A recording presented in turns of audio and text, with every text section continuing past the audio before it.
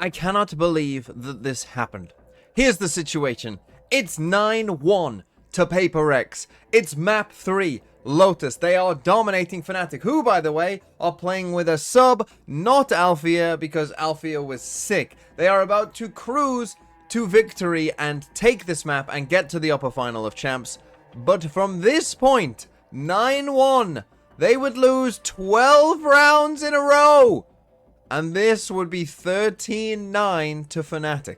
Well, we're going to pick it up here in the second half, where Paper X are on the attack side. They're not going to win a single attacking round. Something is going to go 0-10 in this half and not get a single kill.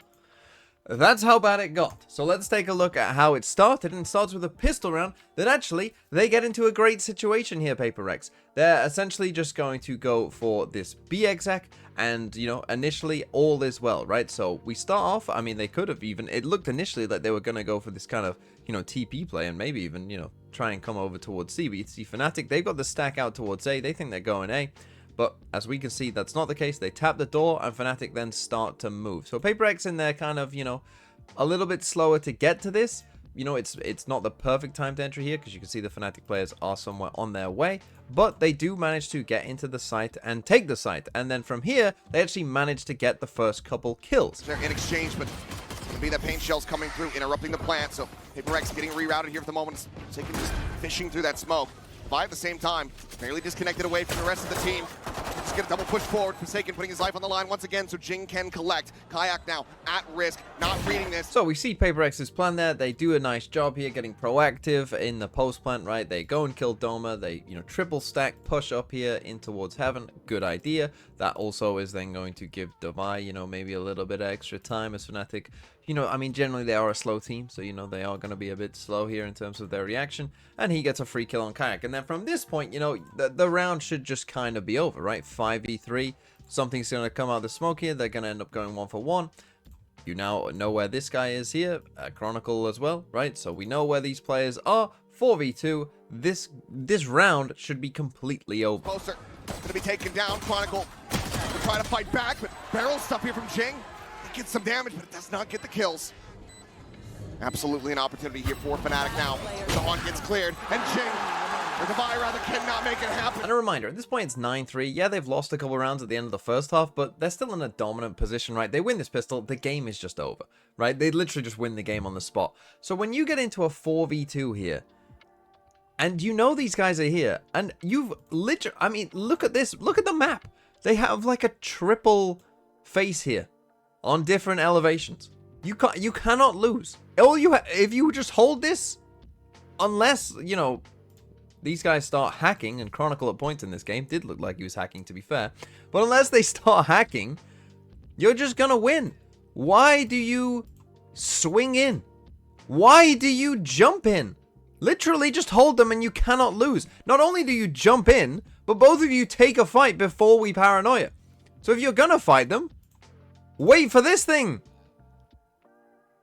It's unbelievably troll from Paper X. It unbelievably troll. And these are the kind of things that, you know, during their Toronto run, you know, obviously we've seen these rounds kind of happen in the past with Paper X. During Toronto, these rounds didn't exist. But for whatever reason, during today's game, they existed abundantly. Okay, now let's come to the bonus round, right? Another chance here for Paper X to kind of salvage the game and get back in control. But just take a look at this first kill. It's ridiculous, this first kill. So they're going to come out over towards A, right? So we get Jing blast back in across. Normal A take, you know, all very standard stuff. And then Paper X actually go for this play where they just leave something, you know, to go and explore here. And Jing comes with him a little bit here as well. But this is a perfectly reasonable thing to do with a Yoru, right? Like, let the Yoru kind of see what's going on. He can always TP away and whatever. But he's just clueless. He just, like, loses his mind. Look at this. I mean, look at that. Right, so he's taken a tiny bit of damage, by the way, which is why, you know, this is a one-shot with the Outlaw, is he's taken, you know, just a tiny smidgen of damage, so he is one-shot to the Outlaw. But the fact that he just walks up here, I mean, obviously he doesn't know that the door is open, but the fact that, you know, he's just done that. And remember, they've been loud here, right? Like at the start of this round, you know, like Paper X, you know, they were using util, they were doing all that. I'm guessing that this is how something took that little tiny bit of damage, was from the Odin.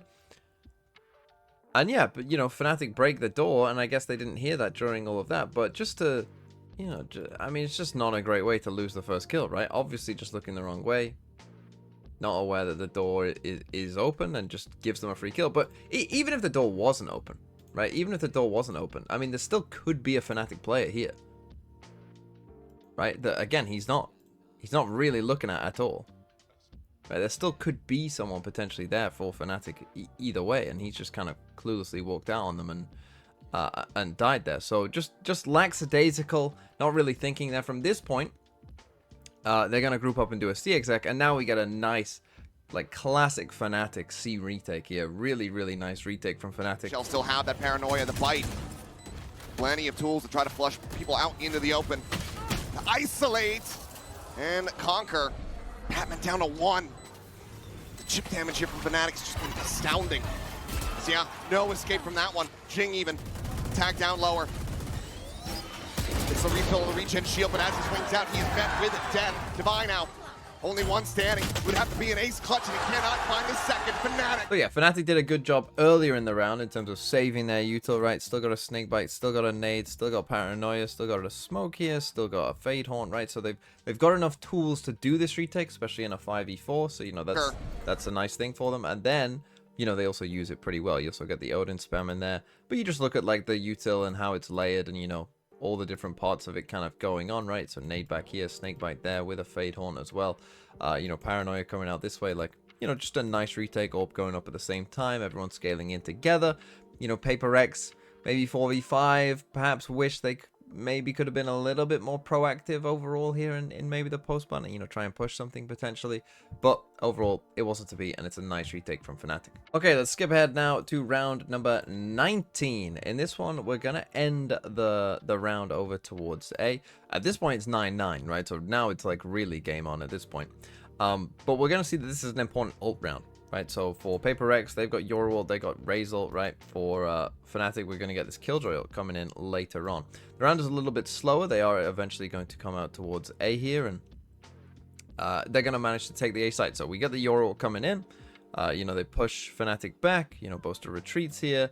They get the deep smoke coming up. You know, at this point, everything's fine. They're going to plant the spike, and we're in a good spot. But as I said, this is an important ult round. And what I want you to watch for now is Fnatic are going to go for this Killjoy lockdown, right? And if I tell you that they're going to go for the Killjoy lockdown, where you think they're going to put it, here is the primary spot, right? That's the primary spot to put down your Killjoy lockdown. If this Killjoy lockdown goes there, you know, that's a very good spot for it to be in. I want you to just take a look. The Paper X don't really come up with a great like plan of how to deal with this. They seem almost a bit surprised that that was the case, even though it should be pretty obvious, right? They've got a Killjoy ult, let's fight for stairs. We've got a Raze ult to potentially fight that we don't use for that. And they end up, you know, kind of going back and forth in this round. And then, of course, this round ends in the most crazy way ever. Come through at stairs to just go ahead and reopen this site and funnel everybody back over towards tree. He's playing off site for now, but as he's going through, does get a grab, and Boaster goes up and over the top. Prowler, the scout, and something flushed out. Does get taken down. H-Shell's now going to be lobbed in. Divide doesn't win that fight! Boaster just dropping down off the top, able to find him. So he finds the timing, cleans him up, and has to make an exit, and he's going to be detained! Crash is just rotating over, going for the defuse, holding it, but I don't think he knows where Forsaken is at, but crashes! Absolutely annihilated! So yes, a truly unbelievable end to that round, but again, I just want you to watch on the map here. As I say, like, you know, they're going for this Killjoy lockdown. Look, Fnatic are instantly preparing for it. I mean, it's actually quite a nice little idea to put this smoke as a one-way, you know, to kind of try and help you get this down. But just look at Paper Rex, right? Like, does this look like a team who's, like, playing around the fact that Killjoy ult's going to come in here? I mean, they're pinging it down, but, you know, our main player who we need to be in this, you know, and Raze ulting them probably isn't there, right? Like, if you think about, like, prime Paper Rex, like, playing at their best, what do I think they do? I think Jing is here. Something will flash this. He'll Raze ult them, probably get 2 kills, and they'll win the round and destroy the lockdown and win. Right? Like, that's what you think about, like, with, you know, peak Paper Rex. Right? Maybe even, you know, Forsaken then also Omen flashes from, like, here. You know, he Omen flashes across here. Yoru flash there. Raze ult in. Kill multiple people. Destroy the lockdown. Win the round. Right? Like, that's good Paper Rex. This is a scared Paper Rex who clearly weren't coming up with very good ideas. Right, because these two are just not even really thinking about it, it looks like. right? And then you know, something obviously here is kind of trapped on its own. Device worried about the flank. This is just a nice idea. It's a nice idea, but it also ends up giving Forsaken multiple kills as well. Their plan for this lockdown is just to throw in a nade, which isn't gonna work, right? Not gonna work. I mean, it's a great play by Forsaken here when they get to this spot. Jing then does pop his ult, by the way, so that we do use the Raze ult, but we kind of use it too late. But yeah, this is just a nice play. So you see Jing is actually Raze ulting over there now, so his Raze ult actually ends up not doing that much, and Boaster actually kills him. And then obviously we get this, and obviously this is just insanity, right? This is just true insanity. I don't know how to explain this. I don't know. But to be honest, they shouldn't have even got to that point because their plan for the Killjoy ult should have been better. And at this point, you could tell that Paper Rex were kind of struggling, as you'll see from the first kill in the next round. Barely able to get out. Quick pivot B.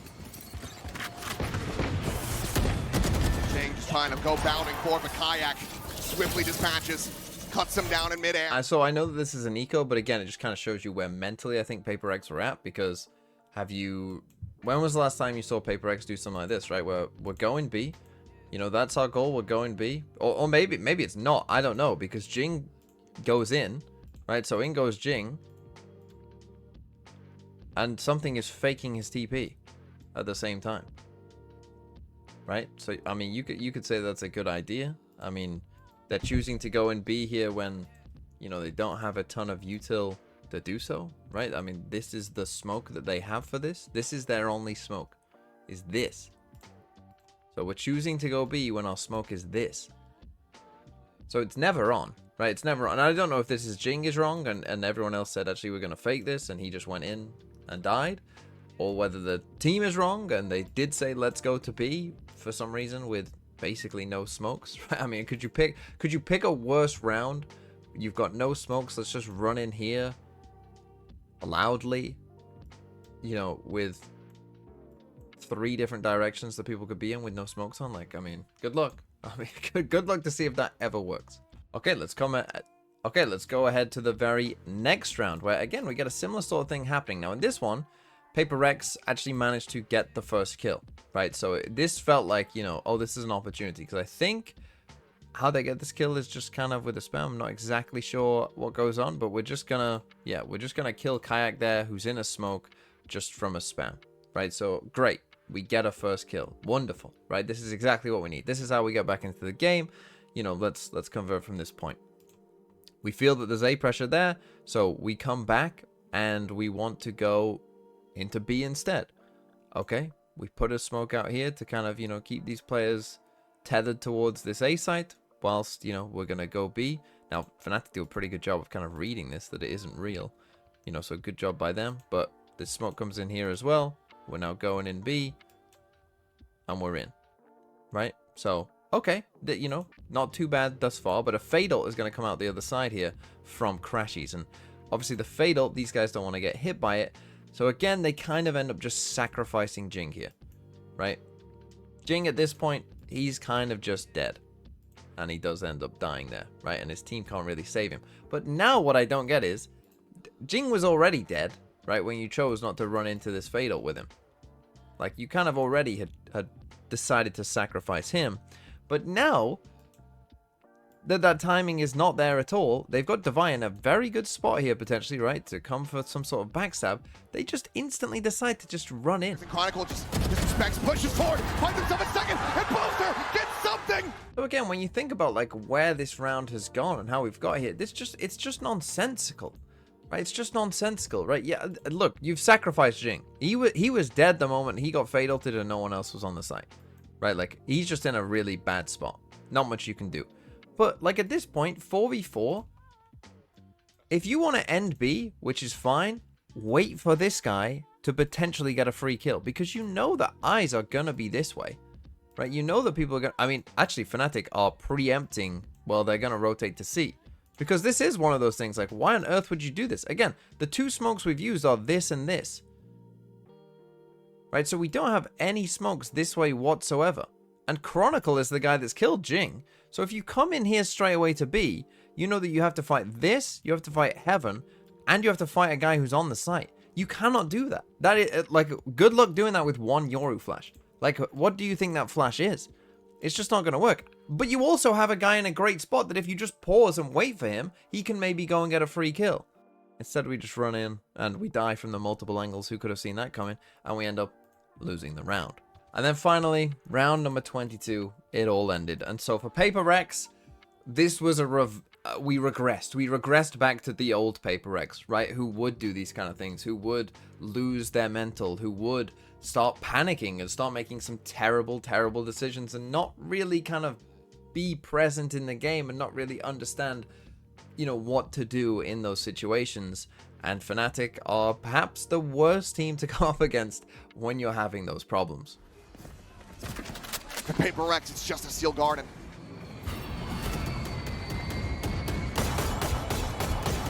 Flirting with things as Poster. Dumbbell spotted something, trying to find a timing! But everything that can go wrong has! Divine finding two, but Chronicle, Poster finding even more! It is just Pedman left now! As Poster sets it up, and Chronicle hits the slam dunk! Fnatic have gone further than they've ever been before in Champions! They're going to the upper final as they send Paper Rex down to the lower.